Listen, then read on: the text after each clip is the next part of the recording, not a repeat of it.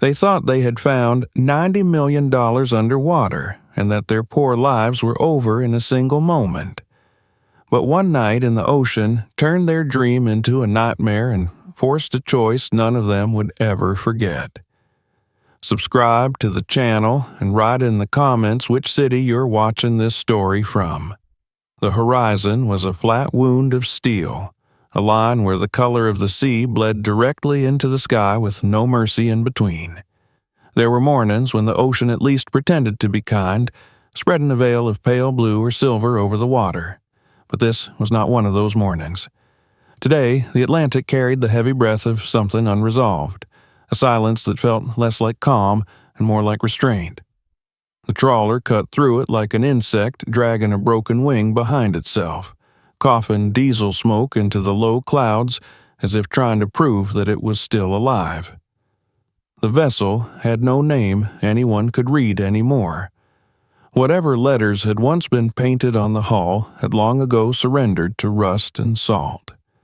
The paint peeled in overlapping scales, revealing layers of forgotten colors beneath, each one a failed promise of repair.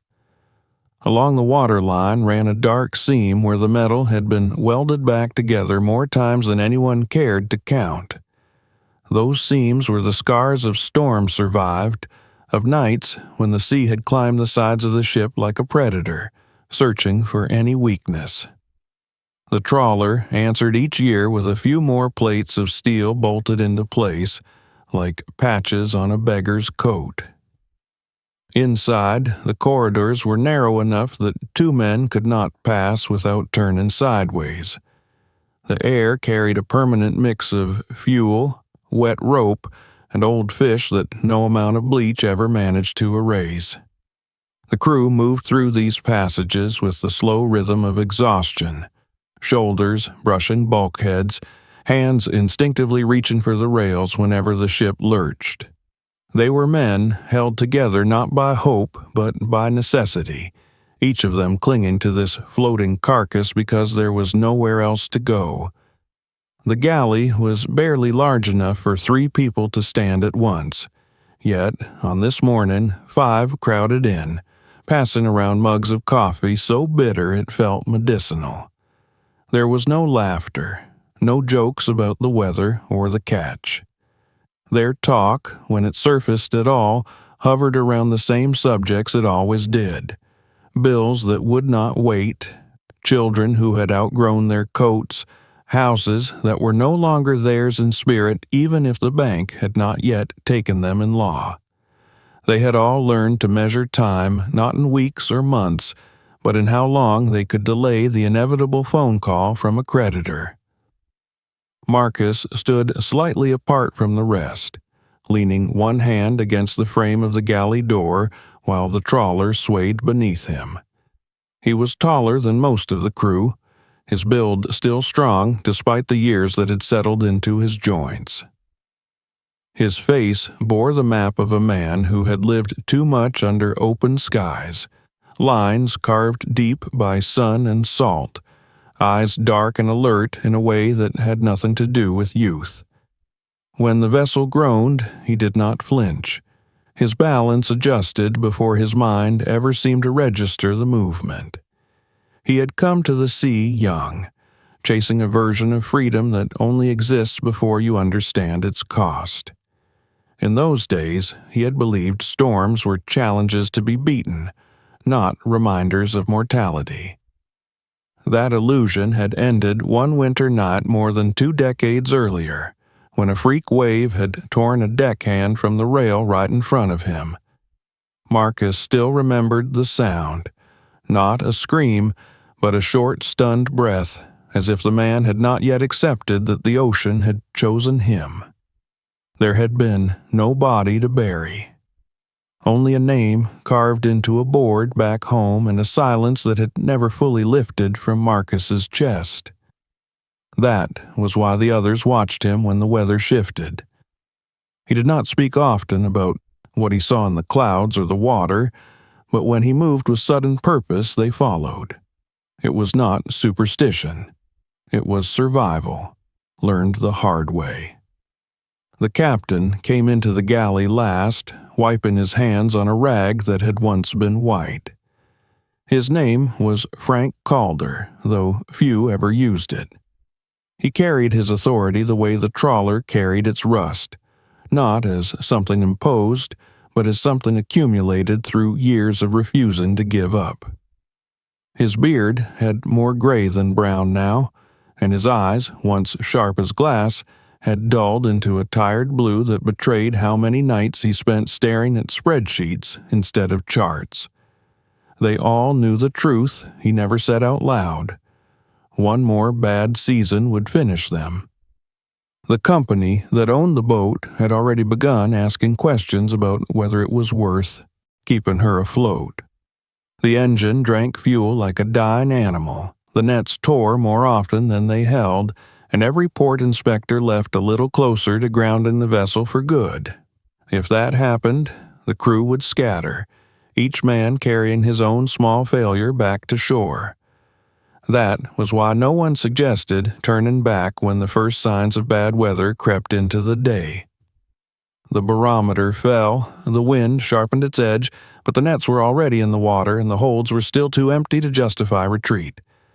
They worked in silence, muscles remembering motions their minds no longer wanted to repeat. When the trawler pitched, they tightened their grips and leaned into it. The sea did not care about their debts or their families. It only respected weight, momentum, and the cruel mathematics of chance. Marcus stepped out onto the deck as the clouds thickened overhead, a single dark sheet drawn slowly across the sky. The smell of rain had not yet reached them, but something colder rode the wind. He scanned the surface, not looking for waves so much as for patterns. The ocean had a language all its own, one he had spent his life learning, and right now it was whispering a warning. He made his way toward the nets, checking the lines with a thoroughness that irritated some of the younger men. To them, it looked like superstition, a man trying to hold back the weather with habit. To Marcus, it was a form of prayer. Each knot was a small agreement with fate, each inspection a way of telling the sea that he was paying attention. Behind him, the trawler continued its slow, stubborn progress, the engine vibrating up through the soles of his boots. He felt the pulse of it like a second heart, one that could stop at any time without warning.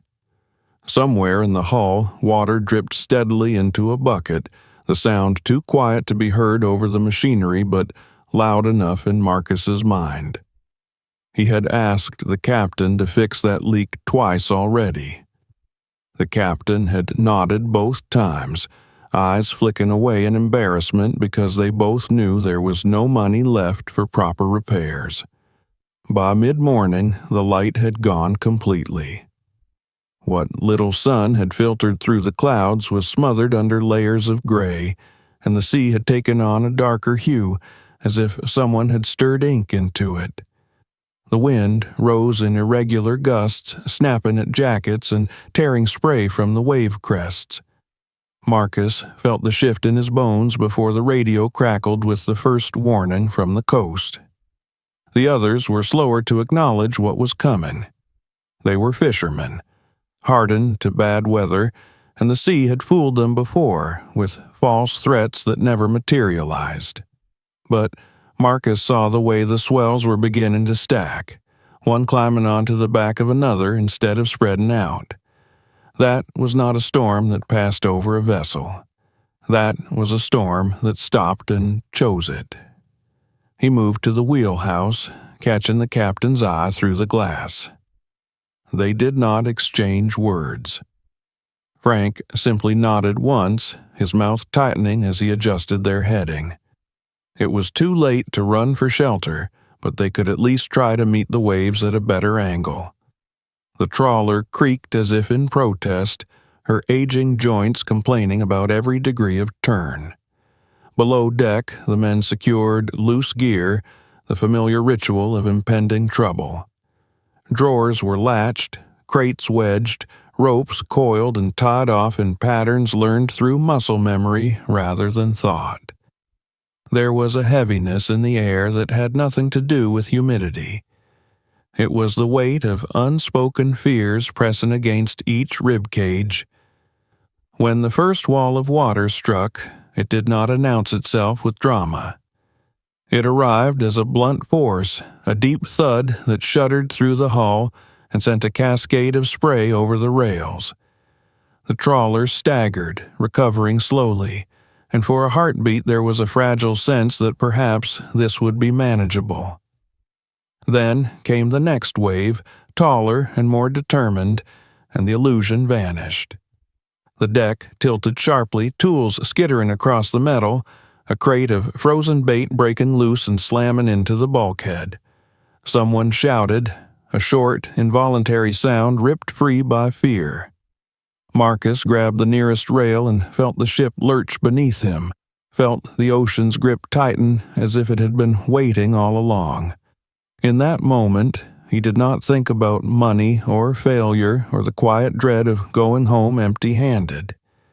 He thought about balance, about weight, about how thin the line was between motion and disaster. He had the sudden, unreasonable sense that the sea was not merely angry, but curious, as if it were reaching out to see how much this broken vessel could endure. The storm had not yet shown its full face. It was only clearing its throat, preparing to speak in a voice that would drown out every other concern. And somewhere ahead, unseen and unimaginable, the ocean was already hiding the thing that would test them in ways none of them were prepared to face. The first waves had only been a warning, a clearing of the ocean's throat before it began to speak in earnest. Now, the sea found its voice. The trawler no longer moved through water so much as fought against it, every forward meter stolen rather than given. Wind slammed into the vessel from shifting angles, sometimes from the side, sometimes head-on, as if the storm itself could not decide the quickest way to tear them apart. The air was so thick with spray that breathing felt like swallowing the ocean one mouthful at a time. Marcus held the rail with both hands, his knuckles pale beneath the grime, and forced his gaze to stay open. He had learned long ago that panic crept in through the edges of vision, through the small moments when you closed your eyes to escape what was happening. He watched the deck instead, every bolt and plate etched into memory so that when the ship heaved, he already knew which way it would go. The radio crackled uselessly in the wheelhouse, voices from the coast smeared into static by the storm. Captain Frank Calder leaned over the chart table, one hand braced against the wall, the other clenched around the microphone he had long since stopped trying to use. He was not praying. He had passed that stage years ago. What he was doing now was calculating, weighing impossible options in a mind that no longer had room for hope. Below him the engine screamed like a wounded animal. Its rhythm faltered, then recovered, then faltered again, each hesitation a small reminder of how much depended on aging metal and borrowed parts. The trawler had been designed for a different era, when profit margins were wider and storms were not amplified by a climate that no longer followed old rules. Out here, it was no longer a vessel, but a question, asking the sea how much longer it would be allowed to exist. The crew moved as one despite the chaos, a choreography born of repetition rather than trust. Nets were hauled in not because the catch mattered, but because leaving them out was an invitation to disaster. Every pull was a gamble, the cables singing under tension, vibrating through the deck and into their bones. The trawler pitched so violently that men had to crawl on hands and knees to reach the winches, fingers numb as they fumbled with wet steel. Marcus was at the nets when the weight changed. At first it was subtle, nothing more than a slight resistance where there should have been give. He leaned into the line, feeling it through the soles of his boots, the way a blind man might feel a shape with his fingertips. Fish had a particular pull, a chaotic flutter that spread unevenly through the cable. Kelp was heavier, more stubborn, but still familiar. This was neither. This was solid, dead weight, the kind that did not fight back because it did not need to. The trawler shuddered as the winch strained, its motor protesting with a grinding whine that cut through the roar of the storm. The cable straightened into a rigid line, so tight it looked like it might slice the air in two. Marcus felt a chill that had nothing to do with the rain. Whatever they had caught was not meant to be caught by a fishing net. He signaled to the nearest man, then to another, his gestures sharp and economical. They adjusted their grips, bracing themselves against the sudden tension. Somewhere behind them a bolt snapped with a sound like a gunshot, and the cable jerked violently, nearly tearing free of the winch.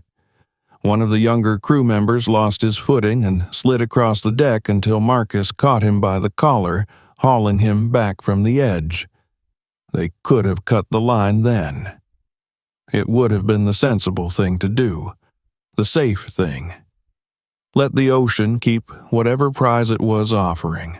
But after months of empty holds and mounting debts, sense had become a luxury they no longer afforded.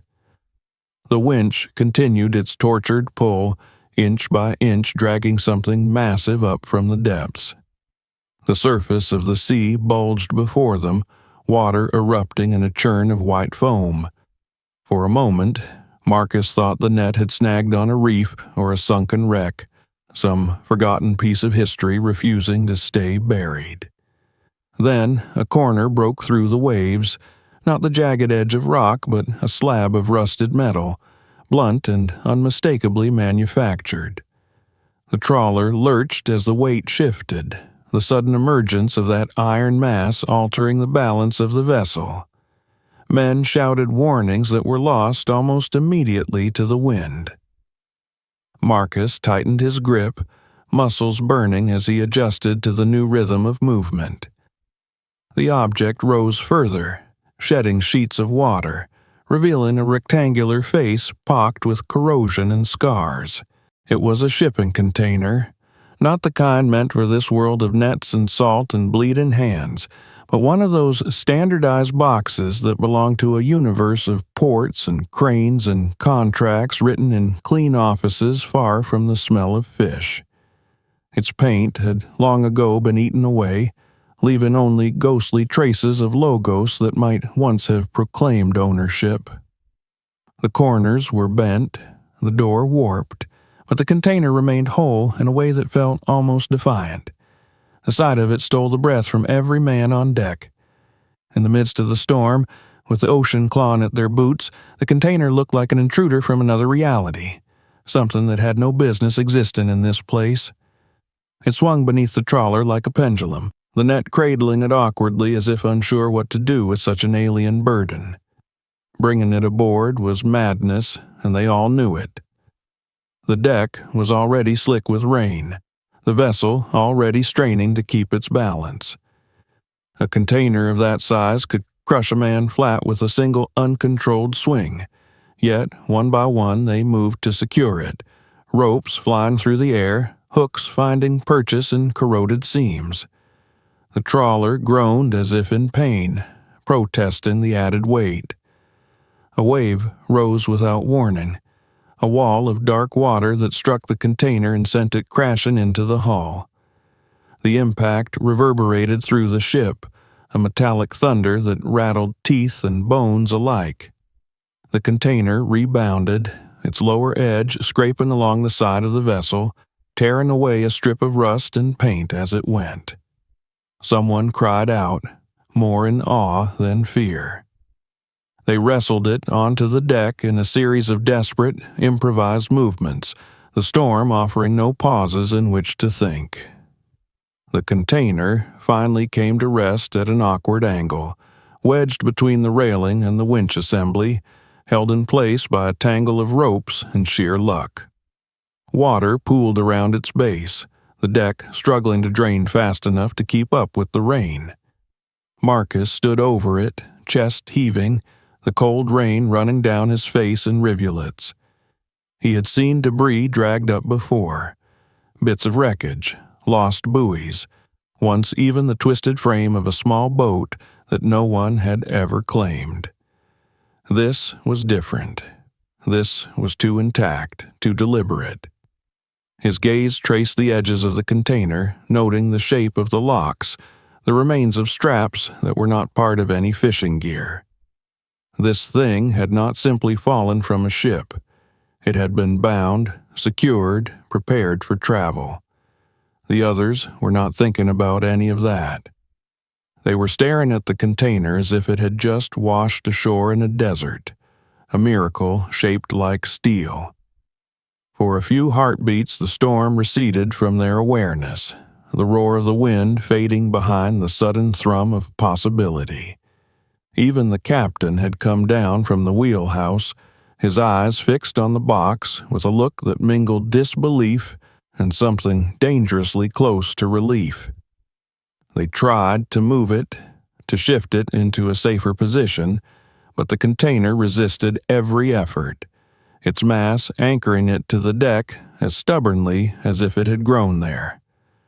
When one man slipped and slammed his knee into the metal, he barely noticed the pain. All around them the storm continued its assault, but the crew's attention had narrowed to that single object, that iron ghost dragged up from a place it had never been meant to leave. Marcus knelt and ran his fingers over a series of gouges near the corner, marks left by thick cables that had once held it fast. He followed them to a snapped shackle half embedded in the rust, its break too clean to be the work of time alone. Something had torn this container free, something strong enough to rip it from wherever it had been secured. He straightened slowly, his gaze lifting to the gray chaos above. The storm howled, waves smashing into the hull with renewed fury, but he barely felt it now. A sense of unease had settled into his gut, heavier than the container itself. The ocean did not give things back without reason.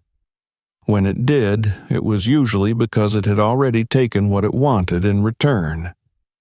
Around him, the crew began to shout over the wind, gesturing excitedly, already speculating about what might lie inside.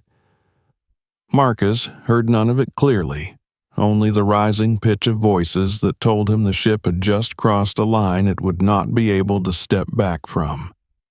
He placed a hand against the cold metal of the container, feeling the faint vibration of the trawler travel through it, and for the first time since the storm had begun, he wished they had cut the line and let the sea keep its secret. The storm did not end simply because the container was now on deck. It continued to hurl itself against the trawler with the stubbornness of a creature insulted by having one of its trophies taken away.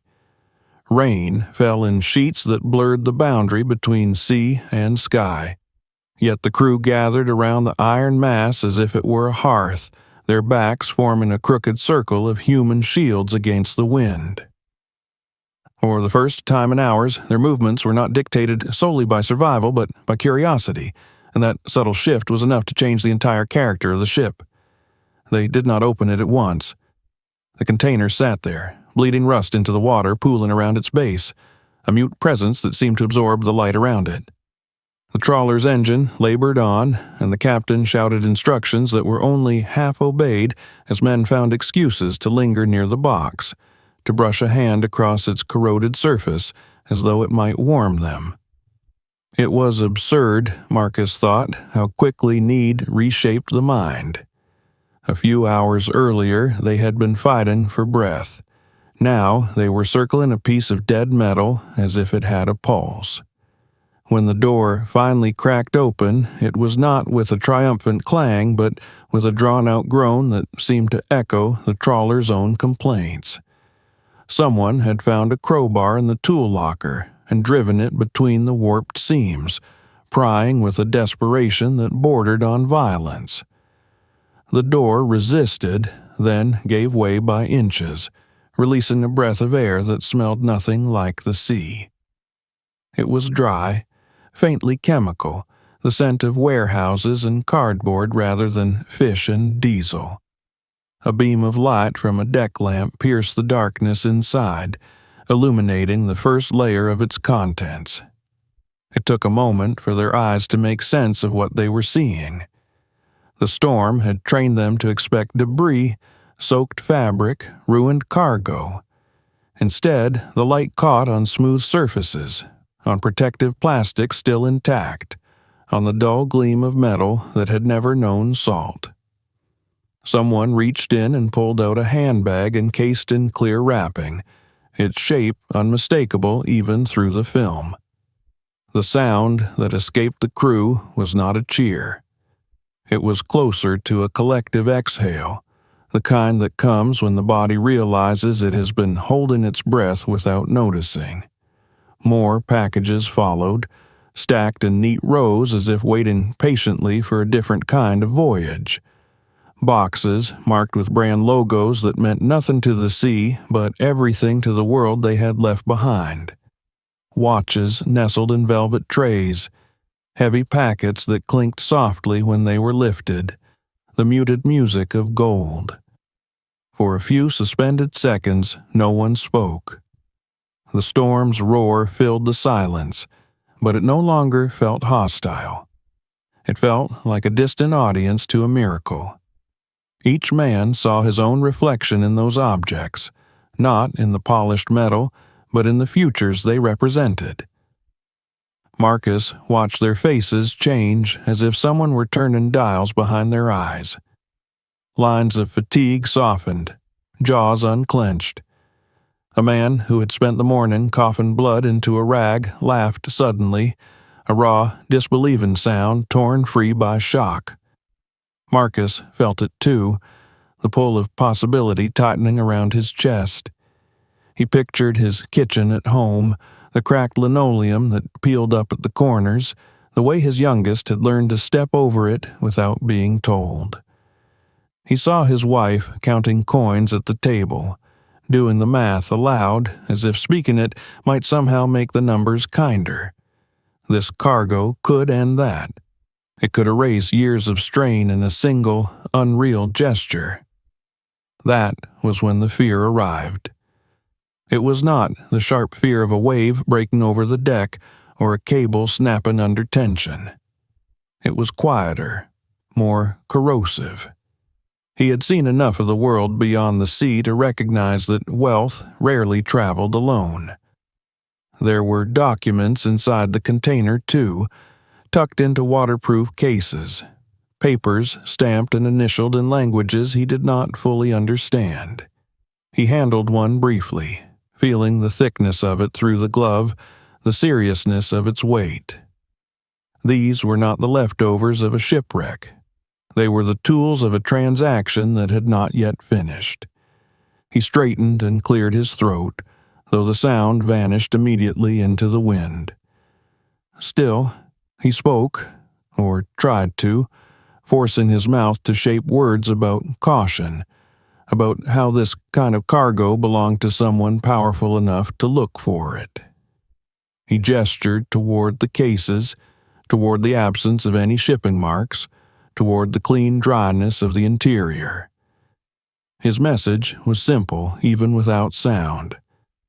This was not theirs to keep. The reaction was not hostile at first. It was dismissive, the way a starving man dismisses a lecture about moderation. They were cold, soaked, bruised, and suddenly surrounded by things that had never known hardship. A younger crewman held up a watch to the deck lamp, watching the light play across its face as if it were a living creature. Another tugged a handbag free of its wrapping and slung it over his shoulder in a parody of elegance that would have been funny if it had not cut so deep. Someone clapped Marcus on the shoulder in what might have been a friendly gesture in another context. It felt now like a benediction, a wordless suggestion that he should relax and let the miracle be a miracle. The captain watched all of this with an expression that Marcus could not read. Frank Calder was not a fool. He knew the risks as well as Marcus did, but he also knew the numbers, the debts, the quiet way the world was closing in on them. They tried to inventory the cargo, to impose order on the chaos of discovery, but the storm allowed no neat lists. Packages slid across the deck when the trawler rolled, and more than once a box burst open, spilling its contents into the pooling water. Men lunged to retrieve them, curses flying, hands closing possessively around objects that were not yet and might never be theirs. It was in those moments that the first fractures appeared. A watch went missing, then reappeared on a wrist where it had not been a minute before. Someone accused someone else of pocketing a gold bar, and though the accusation was shrugged off with forced laughter, it did not dissolve. It hung in the air like a stain, visible to everyone even when no one pointed at it. Marcus found himself standing guard by the open container almost without realizing he had moved there. He did not frame it to himself as guarding. It was simply the only place he could stand and still feel that he was doing something right. He closed the door part way, trying to protect the contents from the rain as much as from the hands that reached for them.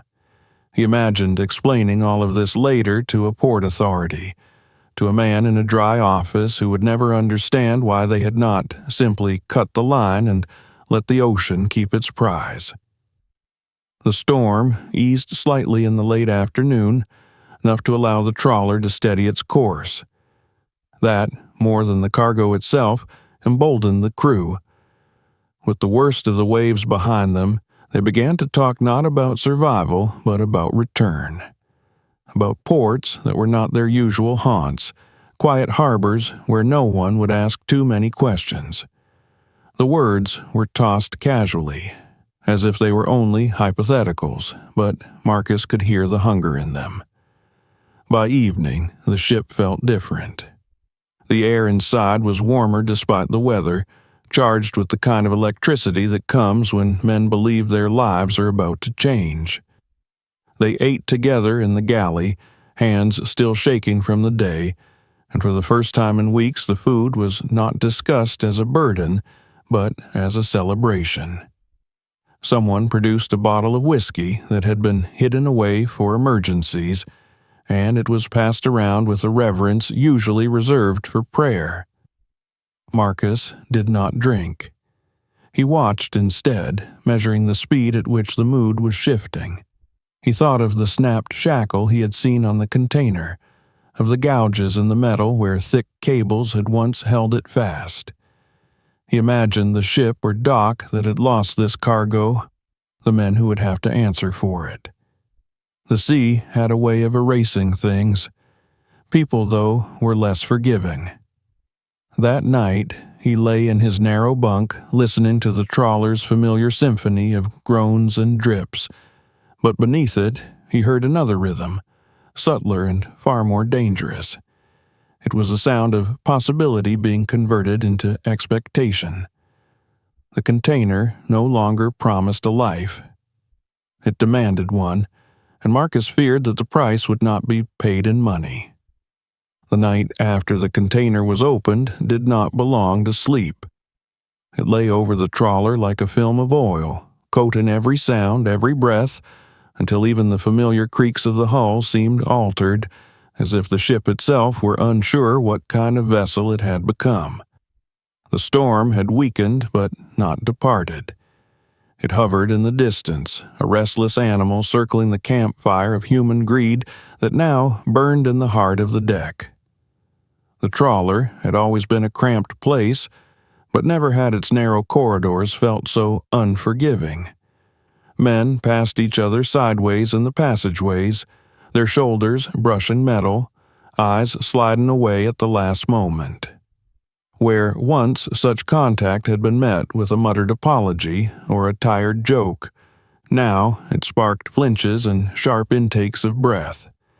Privacy had never existed here, yet suddenly everyone was hiding something, Marcus moved through this changed world like a ghost, careful to touch nothing that did not need touching, to speak only when absolutely required. He had closed the container door as best he could, lashing it shut with ropes that were meant to hold nets rather than secrets. Even so, he could feel its presence, a weight that was not measured in tons but in altered glances and restless hands.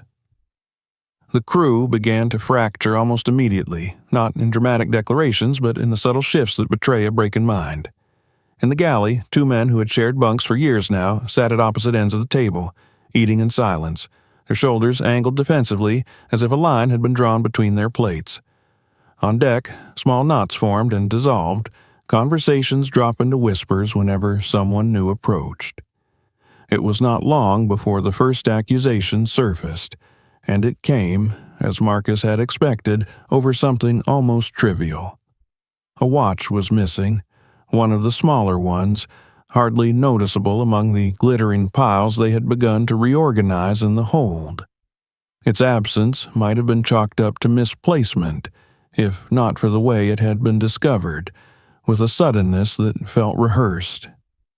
A man stood up from his crate in the middle of sorting and announced the loss, his voice pitched just high enough to carry through the ship.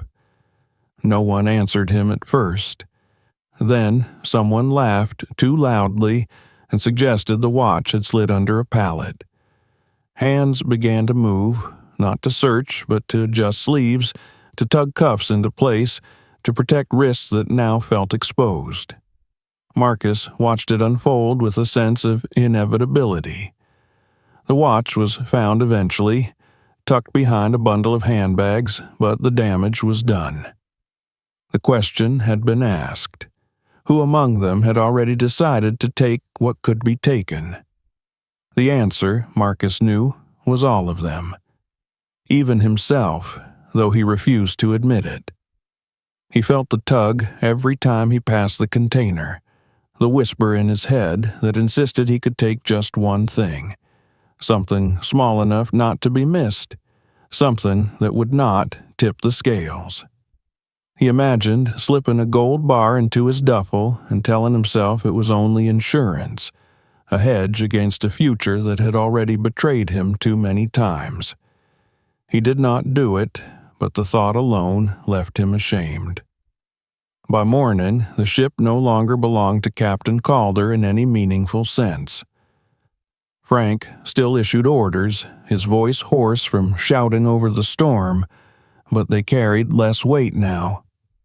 The men obeyed out of habit rather than respect, their attention divided between the labor of keeping the trawler afloat and the silent calculus of what they believed they were owed. When Frank tried to reorganize the work schedule, a simple act meant to restore order, he was met with blank stares that lingered a moment too long. Two distinct camps emerged, though no one named them aloud. There were those who spoke openly of turning toward a smaller port, one without the rigid inspections of their usual harbor, a place where cargo could change hands without too many questions. They were the men whose debts were deepest, whose eyes gleamed with a reckless light that Marcus recognized from too many bars and betting halls. For them, the container was not a miracle, but a deadline. They could almost feel the cash in their palms, warm and final. Opposite them were the cautious ones, fewer in number, who argued for contacting the authorities once they were safely ashore. They spoke in measured tones about legal obligations and the dangers of trafficking, about the way ships disappeared when they interfered with business that did not belong to them. Marcus stood with them, though he did not make a show of it. He knew how quickly reason was dismissed in a room full of hunger. Between these two poles drifted the rest, men who said little but listened to everything, weighing each argument against their own private needs. It was among them that the most dangerous energy brewed, the kind that does not announce itself until it has already decided what it wants. the container itself became a locus of power. Access to it was no longer a matter of convenience, but of control. Someone had begun a crude system of guarding it, 2 men at a time lingering nearby under the pretense of organizing the hold. They'd change shifts without being asked, sometimes staying longer than scheduled, their bodies forming a living barricade that had nothing to do with safety. Marcus noticed that the ropes he had used to secure the door were retied differently every time he returned. The knots altered, the slack adjusted. It was a quiet way of telling him that the container was no longer his responsibility, that whatever authority he had claimed over it was being steadily eroded.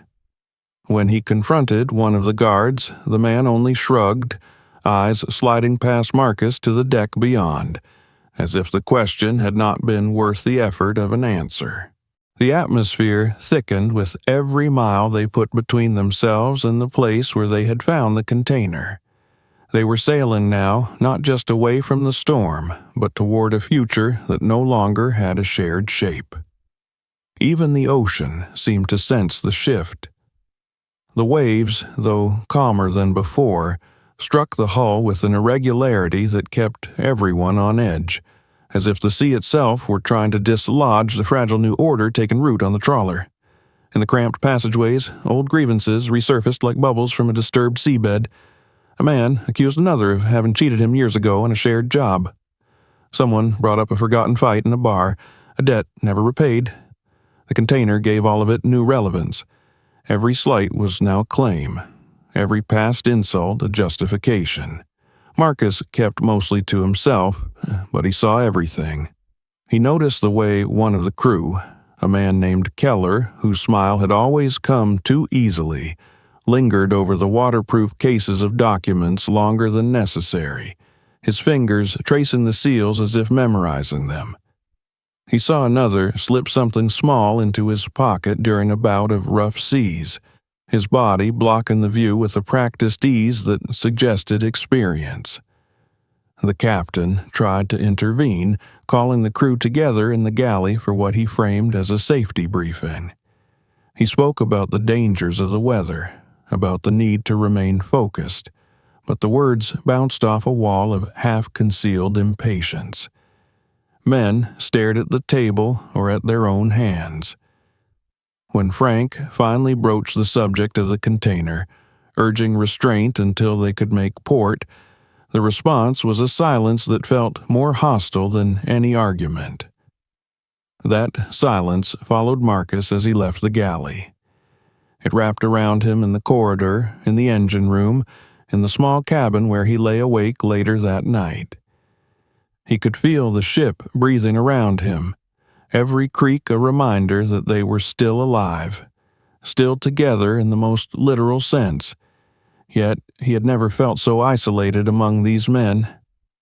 The sea outside had settled into a heavy swell, not yet another storm, but not peace either. Marcus stared at the ceiling above his bunk and listened to the water sliding along the hull. He thought about the gouges on the container, the broken shackle, the invisible hands that had lost it. He thought about the way his own had trembled when he held the watch earlier that day, the instinctive calculation of its worth even as he argued for caution. He knew then that the trawler had become something other than a workplace or a shelter. It was a closed system now, a pressure chamber where the smallest fracture could become catastrophic. The container had not brought them together as a gift. It had entered their lives like a wedge, forcing apart the seams that had held them for years. When he finally slept, it was not rest that claimed him, but exhaustion, the kind that steals consciousness without granting relief. In his dreams, the container sank slowly through black water, its doors opening as it fell, spilling gold that turned into bones before it reached the bottom. He woke before dawn with the taste of rust in his mouth and the certainty that the real storm was no longer outside the ship. It was inside, waiting for the moment when it could no longer be contained. The trawler slid into night like a wounded animal crawling into tall grass, not to heal, but to hide.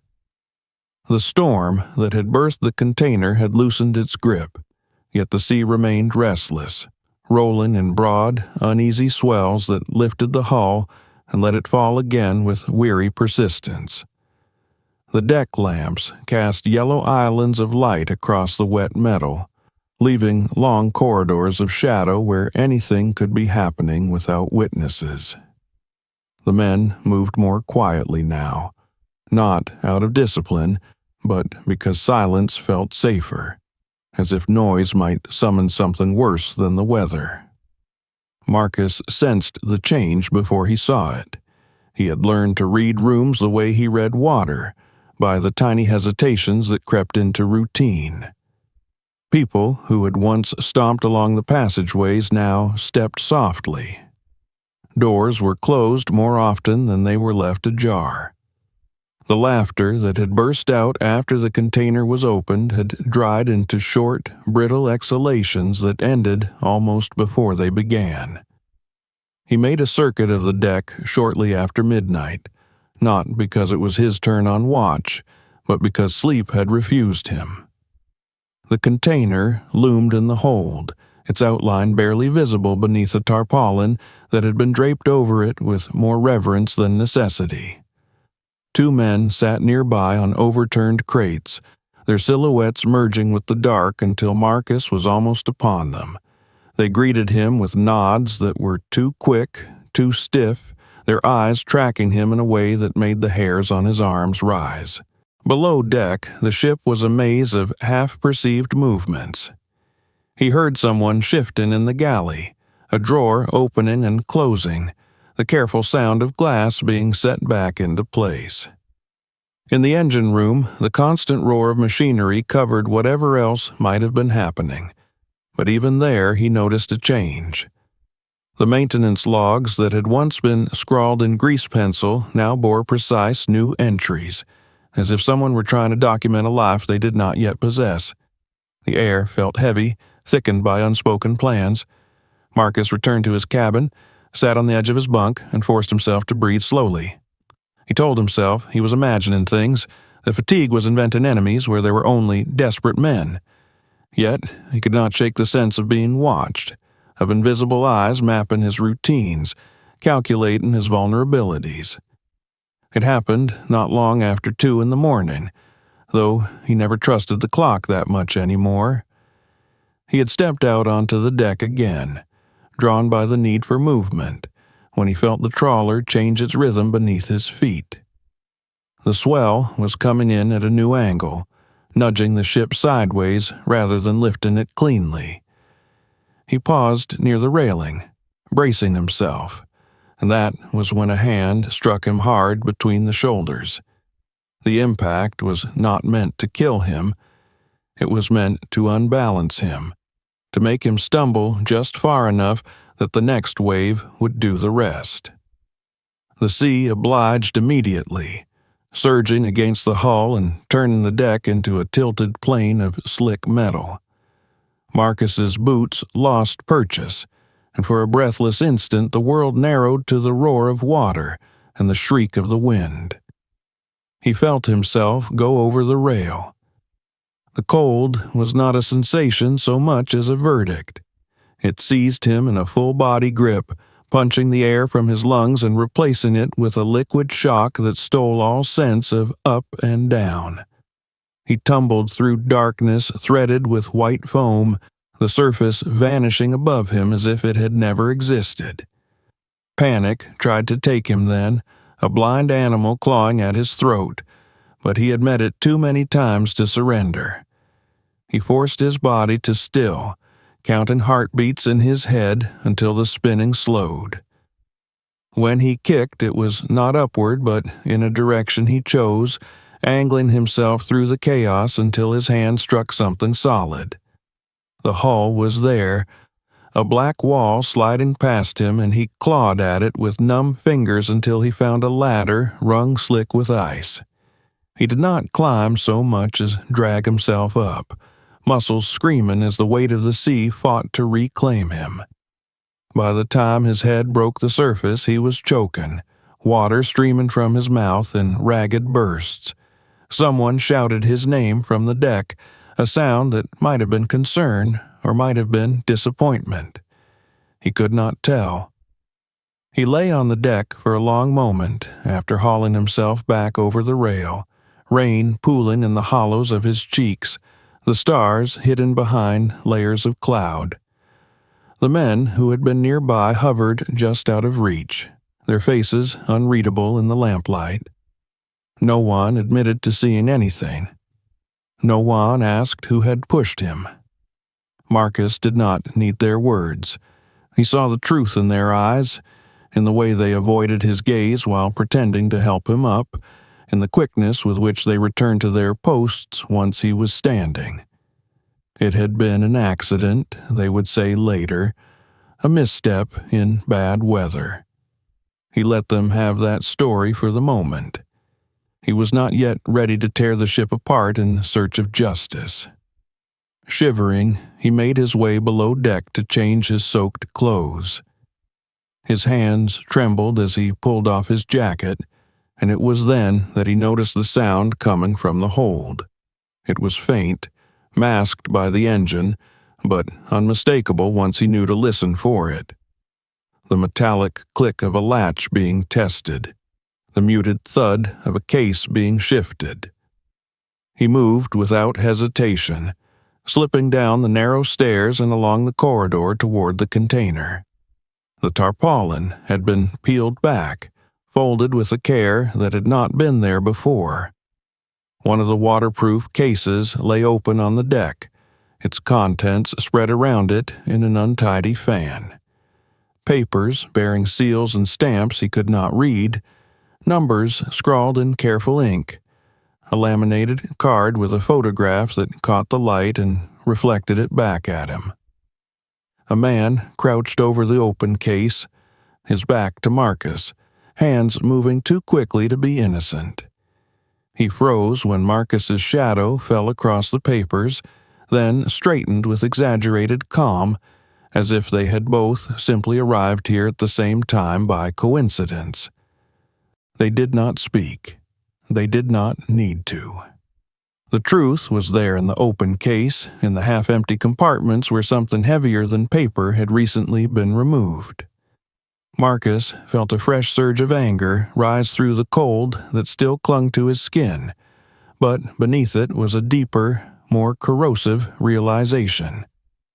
The container was already being dismantled, not in a collective decision but in secret, piece by piece, the way a carcass is stripped in the dark so no one sees who took the heart. He closed the case without ceremony and stood there until the other man retreated, muttering something about checking the pumps. When he was alone again, Marcus knelt and examined the remaining contents. The documents told a story even without translation, one of layered ownership and deliberate obfuscation. Shell companies folded into other shell companies, shipping routes that curved through obscure ports before vanishing into code. This was not lost property.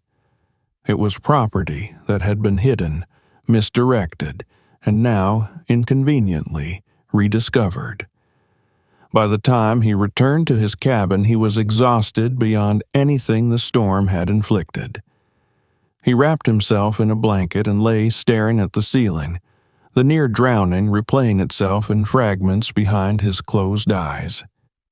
He saw again the way the deck had tilted, the hand between his shoulders, the flash of the rail rushing up to meet him. He wondered who it had been, which face he would no longer be able to trust in daylight. Sleep came fitfully, bringing with it dreams that were less like stories and more like warnings. In one, he stood alone on the deck as the container slid across the metal toward him, its doors yawning open to reveal not gold, but water, pouring out in an endless black torrent that swallowed the ship from the inside. He woke to a new sound, not the storm, but the low murmur of voices raised in hurried argument. It drifted through the walls of his cabin like smoke, carrying with it a sense of urgency that made his heart stutter. He swung his legs out of the bunk and stood, suddenly aware that whatever had begun in the night was not content to remain hidden. The trawler was awake now, and it was not the sea that threatened to tear it apart. Morning arrived without light. It crept into the trawler in the form of motion, a deeper, more deliberate rolling that made every object on board shift as if the ship were breathing unevenly. The argument Marcus had heard upon waking had not ended. It had simply moved, spreading through the corridors and engine room in low, corrosive currents that made the very air taste bitter. Men no longer pretended that everything was normal. The container had become a gravitational center around which every decision now orbited, and gravity was tightening its grip. When Marcus stepped onto the deck, he felt it immediately. The sea had changed its posture. The waves were no longer jagged bursts of violence, but long, heavy swells that lifted the hull high before letting it fall again, a slow, punishing rhythm that wore down metal as surely as it wore down men. The wind had swung around to the north, colder, steadier, the kind that carried storms on its back without bothering to announce them. Captain Calder stood at the rail, one hand braced against the rusted steel, his gaze fixed on the dark horizon. He did not turn when Marcus approached. His shoulders sagged with a fatigue that went beyond sleeplessness. It was the weariness of a man who could feel control draining out of his hands and had no idea how to stop it. The container sat where it had since the night before, but it no longer looked like a miracle. It looked like ballast, an immense, malignant weight that did not belong to the trawler's design. The ropes that held it in place had been retied so many times that they resembled a spider's nest of conflicting intentions. Someone had moved the tarpaulin aside again, exposing a corner of the rusted door, as if even the effort of keeping it covered had become too much. A swell rose beneath the ship and carried it upward, higher than any in the past hour. The trawler hung there for an instant, suspended, and then dropped with a sickening lurch. The container shifted. It was not dramatic at first, no crash or shriek of tearing metal. It was a subtle, incremental movement, a creeping slide that might have gone unnoticed on another day. But the men who had been circling it felt the vibration through their boots, felt the weight reassert itself in a new and dangerous way. One of the ropes snapped with a sound like a rifle shot, sending fibers whipping through the air. Marcus moved before his mind had finished registering the danger. He shouted, his voice raw, though he did not know if anyone heard him over the engine and the wind. Hands grabbed at fresh lengths of rope, at hooks, at anything that could be pressed into service as an anchor. The trawler rolled again, and this time the container slid several inches, its bottom edge grinding against the deck in a sound that made teeth ache. Below them, the hull responded to the new imbalance. The ship's natural center of gravity had been altered, dragged sideways by the dead mass that no longer wanted to stay put. The trawler began to yaw, her bow cutting erratic lines through the water, each correction slower and less effective than the last. In the wheelhouse, the compass needle wavered, unable to agree with itself. The sea sensed the weakness and leaned into it.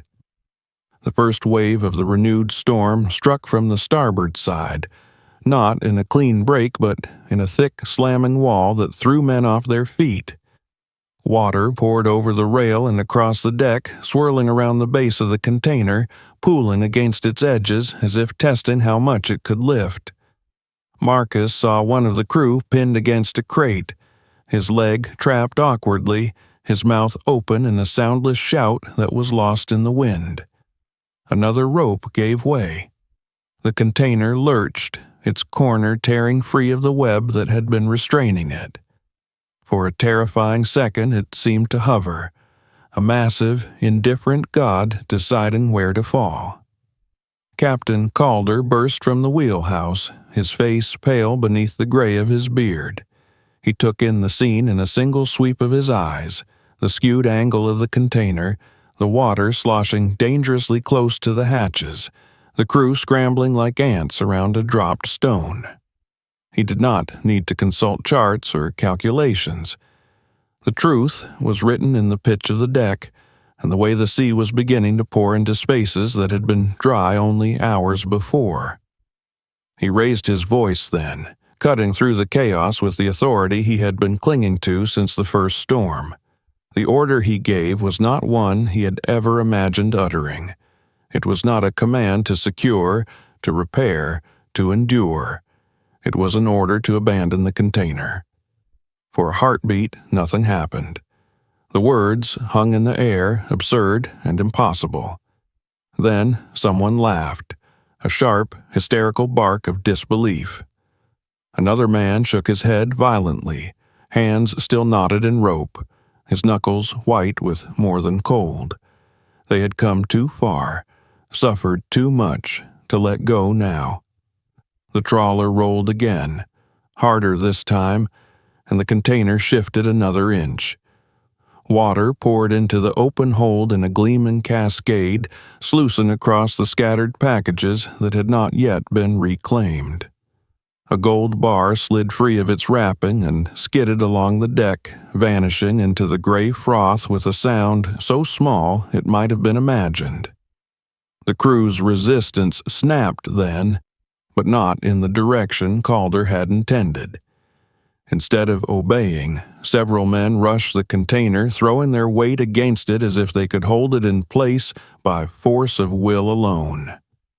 They braced their boots against the deck, shoulders bowed, faces contorted with effort and desperation. To Marcus, they looked like figures in a nightmare, trying to stop a falling building with their bare hands. He ran to the trapped crewman first, wrenching the crate aside with a strength he did not know he still possessed. The man collapsed against him, sobbing into Marcus's shoulder as the ship pitched beneath them. Marcus shoved him toward the stairwell and turned back just in time to see another wave crest over the rail, a towering green mass that swallowed the men clinging to the container in spray and foam. The container responded like a beast awakening. The surge of water lifted it just enough to overcome the last resistance of the ropes, and it began to slide in earnest now, a slow, grinding inevitability that tore free anything in its path. A hook snapped. A pulley ripped loose from its mount and flew across the deck, striking a bulkhead with a sound like breaking bone. Marcus reached Calder's side as the captain struggled to keep his footing. Their eyes met, and in that moment all the words that had gone unspoken between them since the container had been found were finally understood. This was no longer a question of legality or profit. It was physics, pure and merciless. Calder tried to shout again, but his voice was lost as the storm found its full throat.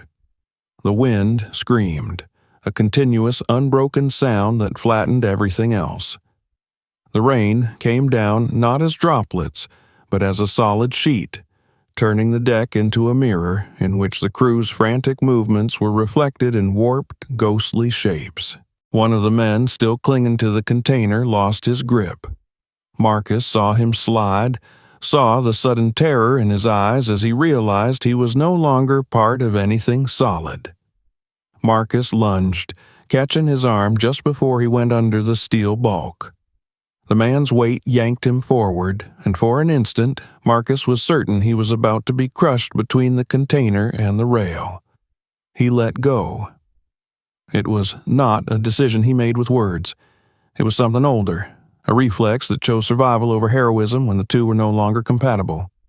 The man disappeared from his grasp, swallowed by the chaos of water and metal, and Marcus staggered back, his heart pounding so hard he could feel it in his throat. The trawler groaned in protest, her entire frame twisted now into a posture it had never been designed to hold. Water poured into the hold in steady streams, and the pumps, valiant but inadequate, could not keep up.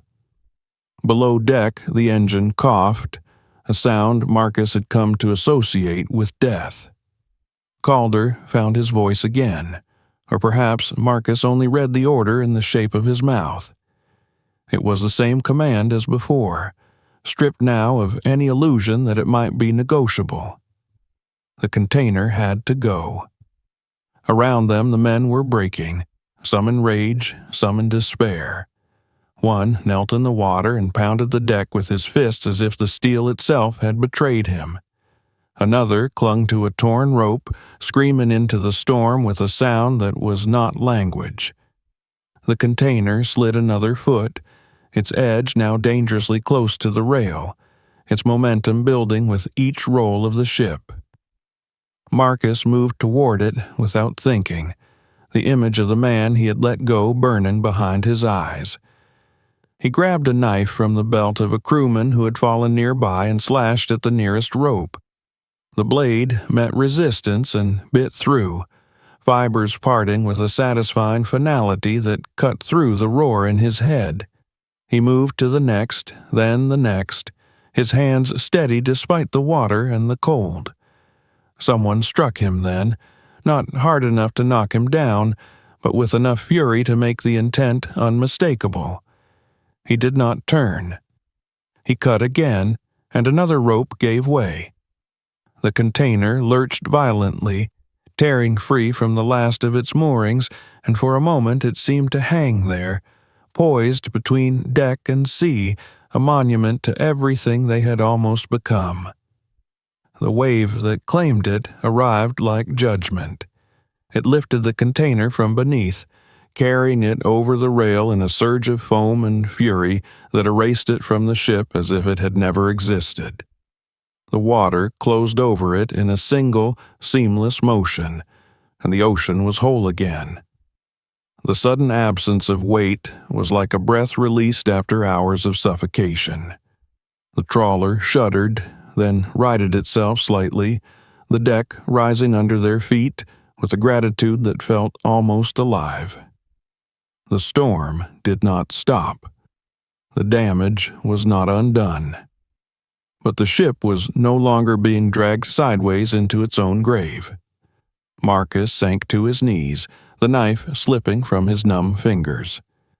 Around him, the crew stared at the empty space where the container had been, their faces stripped of everything but shock. The sea continued to rage, but for the first time since dawn, it no longer felt like an executioner. It felt like a teacher who had finally made his point. The ocean did not pause to honor their sacrifice. The container had vanished beneath the foam, but the storm continued to pound the trawler with the same relentless rhythm, as if offended that its offering had been rejected. The deck was a ruin of broken ropes, scattered cargo, and men who no longer knew whether to curse or to pray. The space where the container had stood gaped like an open wound. Water sluiced freely into the hold, carrying with it the last, mocking remnants of wealth that no one had managed to reclaim. Marcus forced himself to stand, his muscles screaming in protest. The knife lay where it had fallen, half submerged in a puddle that reflected the low clouds like a tarnished mirror. He retrieved it automatically, sliding it back into its sheath, though he could not imagine needing it again. The gesture felt like an attempt to impose order on a world that had just demonstrated how fragile order really was. Around him, the crew was coming apart in different ways. Some stared at the sea with hollow eyes, tracking the imagined path of the container as if they might still glimpse a corner of it between the waves. Others raged, kicking at the scattered boxes that had not yet been swept overboard, their fury seeking an outlet now that its true target was gone. One man knelt at the rail, leaning so far over the water that Marcus feared he would follow the container into the depths if someone did not intervene. The trawler rolled again, less violently than before, but with a stubborn insistence that told them the storm was not finished with them. Without the weight of the container, the ship felt almost light, skittering across the crests instead of being dragged into the troughs, yet the damage remained. The pumps labored in the lower decks, their steady thrum a reminder that time was still being measured in inches of water. Captain Calder stood near the wheelhouse door, his face a study in conflicting emotions, relief warred with grief, authority with helplessness. He looked at Marcus, then away, then back again, as if trying to reconcile a man he had known for years with the one who had just severed the last ties to their imagined future. Marcus did not seek forgiveness. He did not offer explanation. There was no language that could bridge the gulf between what had been lost and what had been preserved. Instead, he moved back into the work that had always defined him, stepping over debris to check the integrity of the nearest hatch, feeling the vibration of the hull through his boots, listening to the cadence of the sea as it battered the ship from every angle. Below deck, the air was thick with the smell of oil and wet metal. The engine room was a cathedral of noise, pistons driving themselves into exhaustion, belts squealing in protest. Marcus ducked beneath a beam and made his way to the pumps, where two men were working with the grim focus of those who had no other choice. Water sloshed around their ankles, cold enough to numb, but they did not slow their efforts. They did not look at Marcus when he joined them, and he did not expect them to. The storm tested them again and again in the hours that followed. Waves rose without warning, slamming into the hull with enough force to rattle tools from shelves and send men stumbling across the deck. Each time the trawler lurched, Marcus felt the echo of the container's absence. The way the ship recovered more quickly now, the way it no longer felt as though an invisible hand were dragging it sideways into oblivion. It was not safety, not yet, but it was the difference between a struggle that could be won and one that had already been decided. At one point, a shout from above cut through the mechanical roar. Marcus climbed the ladder back to the deck and emerged into a world of gray motion. One of the crew lay sprawled near the rail, his arm twisted at an unnatural angle, blood spreading in a thin, bright ribbon across the water-slicked metal. He had been struck by a loose pulley when the last wave hit, the piece of machinery tearing free as the container went overboard. Marcus dropped to his knees beside him, pressing a wad of cloth against the wound with hands that no longer shook.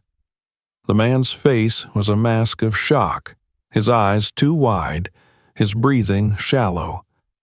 He had been one of the loudest voices arguing to keep the container, one of the men who had clung to it even as it slid toward the rail. Marcus did not think about that as he worked. He thought only about pressure and pulse, about keeping this broken body attached to life for a few minutes longer. The trawler pitched again, and someone grabbed Marcus from behind to keep him from sliding into the wounded man. For a moment, they were a tangle of limbs and fabric and blood, three people held together by the precarious geometry of survival. Then the ship steadied just enough, and they managed to lift the injured man and carry him toward the relative shelter of the corridor. It was there, in the narrow passageway where the noise was muffled to a distant thunder, that Marcus saw the shift.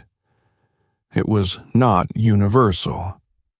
There were still eyes that burned with resentment, mouths set in hard lines of blame, but there were others too, men who looked at him with something that might have been gratitude, or might simply have been the dawning recognition that they were still alive. The storm began to tire itself out toward evening, its fury blunted into a sullen persistence. The waves shortened, their crests collapsing into white water that the trawler could ride rather than fight. The wind slackened just enough to allow speech without shouting, and the radio, silent for most of the day, crackled back to life with fragments of distant voices. They did not cheer when they heard it. The loss was too fresh, the wounds too raw. Instead, they gathered in small groups, tending to each other with the awkward care of men unaccustomed to gentleness. Someone wrapped a blanket around the injured crewman. Someone else produced a bottle of antiseptic that stung and smoked when it touched flesh. The galley filled with the smell of burnt coffee and stale bread, the modest comforts of a world that had nearly slipped away. Marcus stood apart, leaning against a bulkhead, the fatigue finally catching up with him.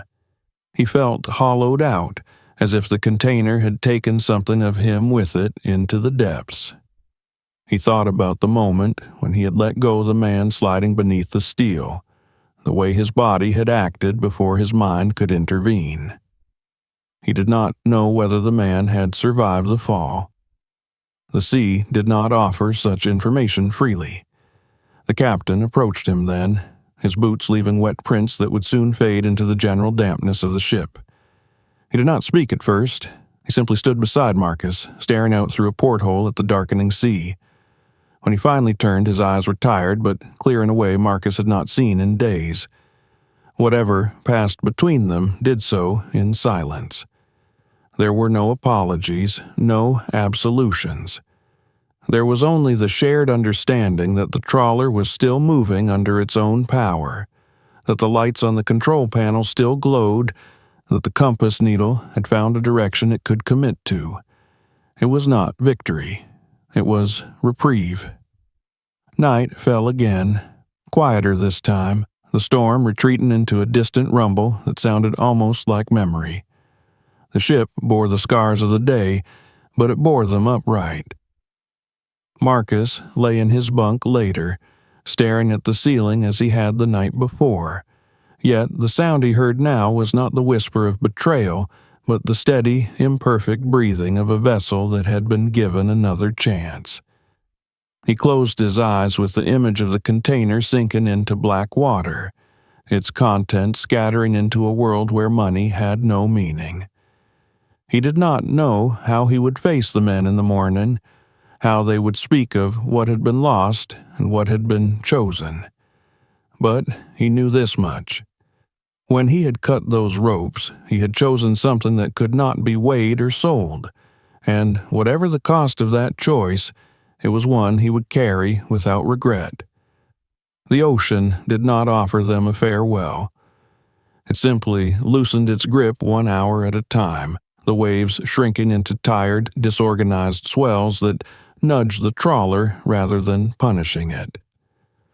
By dawn, the storm had retreated beyond the horizon, leaving behind a gray calm that felt provisional, as if the sea were only pretending to be finished with them.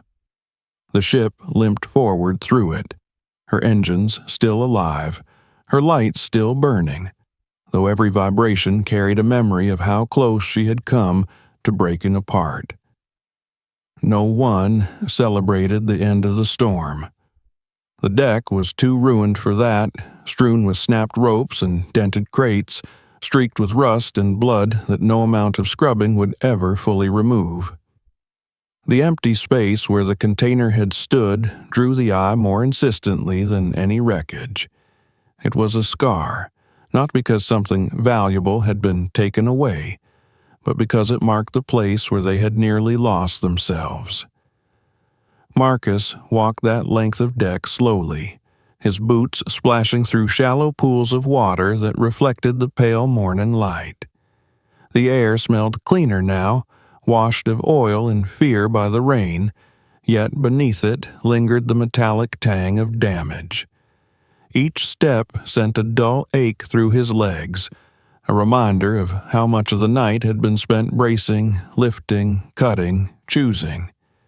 He had never felt so tired, not in his body alone, but in the marrow of his thoughts. Below deck, the pumps still throbbed, their rhythm steady and unyielding. They had gained ground during the night, but not enough to relax. Water remained in the lower compartments, hidden in corners that only revealed themselves when the ship rolled just so. The engine room was a cave of steam and shadows, men working in silence to coax life from a machine that had no obligation to continue giving it. The injured crewman lay in one of the narrow cabins, his arm splinted with wood and tape, his face pale against the stained pillow. He was awake, though his eyes drifted in and out of focus as if unwilling to commit to the world just yet. Marcus paused at the doorway, uncertain whether his presence would be welcomed. The man turned his head slightly, the movement small but deliberate, and met Marcus's gaze. There was no accusation there, no gratitude either, only the shared awareness of having passed through something that had stripped them down to essentials. In the galley, breakfast was a quiet affair. The coffee tasted burnt, the bread stale, but they ate anyway because eating was what you did when you were still alive. The conversation that had once filled this cramped space with complaints and gallows humor was gone, replaced by a hush broken only by the clink of mugs and the scrape of cutlery. No one spoke of the container. It lay between them like an unburied body, too heavy to mention yet impossible to ignore. Captain Calder emerged after the meal and gathered them on the deck. The sea behind him was calm enough now to resemble a painting, a flat expanse of gray-blue that could almost be mistaken for peace.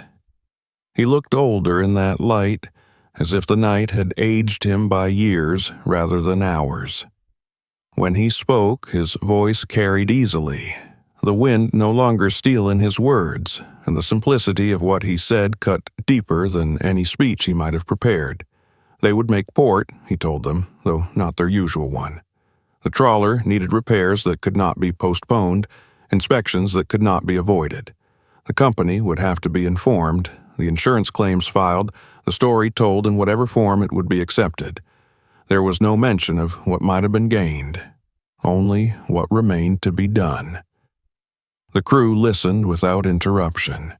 Some stared at the deck, others at the horizon. One man clenched his jaw so hard Marcus could see the muscle jumping beneath his skin. Another wiped his eyes with the heel of his hand, a gesture so quick it might have been mistaken for brushing away rain. They were returning with holds that were not much fuller than when they had left, with debts that would not be erased by survival alone. As the trawler drew closer to land, the small, ordinary details of the world began to reassert themselves. A gull appeared overhead, its cry startling in the quiet after the storm. Then another, and another, until the sky was dotted with white shapes that circled the ship with casual entitlement. The smell of earth joined the salt in the air, faint at first, and then unmistakable, a reminder that there was a place where waves broke against something solid and did not immediately reform. The harbor came into view in the early afternoon, a sprawl of cranes and warehouses that looked strangely fragile after the immensity of the sea. Marcus felt his chest tighten as the trawler eased into the channel, the water flattening around her as if in recognition. He had returned from storms before, but never with this particular burden of memory, never with the knowledge that something priceless had been within reach only to be deliberately released. They tied up without ceremony, the ropes thrown and caught with a practiced ease that belied the exhaustion in every limb. Dock workers approached, their movements brisk, their questions routine. How bad was the damage? How many pumps were still running? Had anyone been hurt? The answers were given as required, stripped of drama because drama had no place here. This was not a story that could be told in the language of paperwork. Marcus lingered on the deck after most of the crew had disembarked, watching the tide lap gently against the hull. The trawler looked smaller here, diminished by the proximity of concrete and steel, as if the ocean had been the only thing keeping her proportions honest. He ran his hand along the rail, feeling the roughness where the container had scraped past, the shallow grooves left behind like the tracks of a departing animal. He knew how the coming days would unfold. There would be questions, perhaps even investigations, whispers about what had been found and what had been lost. Some of the men would avoid him, unable to reconcile the life they had almost claimed with the one they now had to resume. Others might speak to him in low voices about the choice he had made, about whether they would have done the same. He did not expect forgiveness, nor did he need it. When he finally stepped onto the dock, the ground felt wrong beneath his feet, too steady, too certain. He walked away from the trawler toward the parking lot where his old truck waited, its paint faded, its bed scarred by years of hauling nets and crates. He unlocked it and sat behind the wheel without starting the engine, the silence of the cab pressing in on him. In that silence, he allowed himself, for the first time, to imagine what might have been. The house repaired, the debts paid, the freedom from calculating every purchase, every risk. He pictured the gold bars glinting under artificial light, the watches ticking out a future that would not include this exhaustion. Then he let the images fade, because they were already ghosts, and ghosts had no claim on the living. He thought instead of the moment when the container had slipped into the sea, the way the water had closed over it without hesitation, accepting it back into a realm where human definitions of value did not apply. The ocean had not punished them by taking the cargo. It had punished them by showing them how easily they could have become something unrecognizable. Marcus started the truck and pulled out of the lot, merging into the thin line of traffic that wound away from the harbor. The road ahead was unremarkable, a ribbon of asphalt bordered by warehouses and chain-link fences, yet it felt more honest than any dream he had entertained aboard the trawler.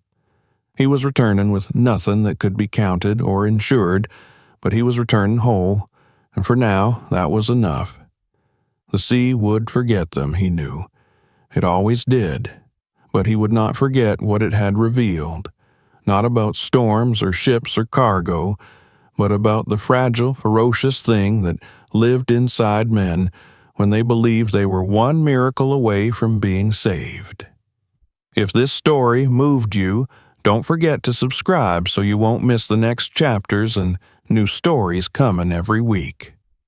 Share this video with someone who needs a reminder of what truly matters, and join us again for more powerful tales you won't want to skip.